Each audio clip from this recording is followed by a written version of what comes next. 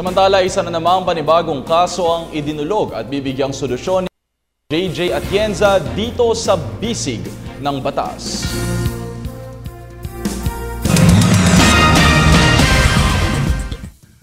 Isang email naman ang tatalakayin natin ngayon mula kay Marimel Cayetano. Ayon kay Marimel, meron siyang pinasok na fixed-term contract.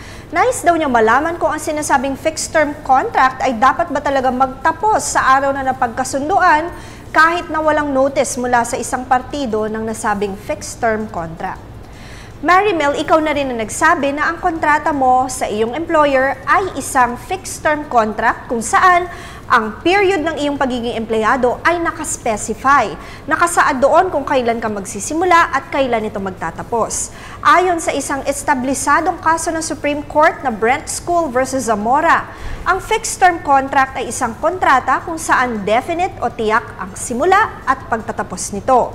Sa isang fixed-term na kontrata, ang hindi pagbibigay isang buwan bago matapos ang termino nito ay hindi isang issue.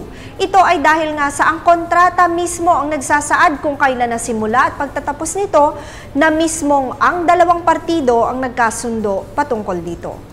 Tandaan ang aming opinyon ay limitado lamang sa mga impormasyong inyong ibinigay sa amin. Maaari po itong mag-iba, depende pa sa karagdagang detalye. Patuloy po kayong mag-email sa ptv4newscenter@gmail.com. Attorney JJ Jimeno Atienza, ang inyong bisig ng batas.